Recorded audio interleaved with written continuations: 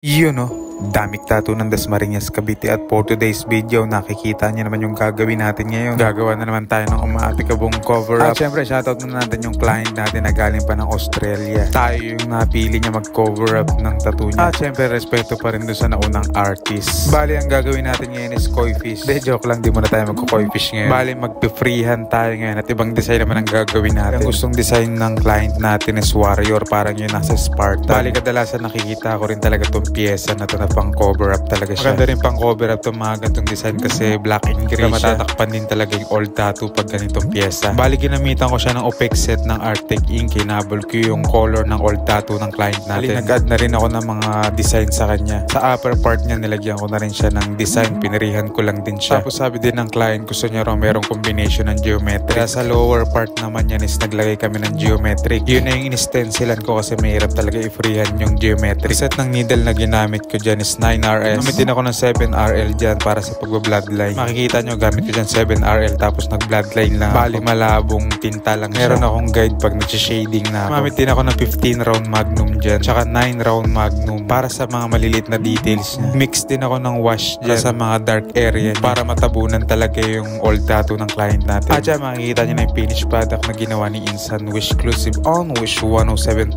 na yan. Yun nadali na. Makikita nyo naman kung gaano kabangis yung tattoo na yan. At syempre shoutout sa sponsor natin Mr. Marcos Organic Tattoo Aftercare Gel. Bali yan yung pina-add ng client natin sa lower part niya. Meron siyang geometric na pattern. Tapos sa upper naman is pinrihan ko na lang siya. Yan makikita nyo. At sa mga gusto ng gantong klaseng datingan ng tattoo, follow nyo lang Damik Tattoo ng Dasmariñas, Cavite. Nadali na. Wish Exclusive on Wish 107.6.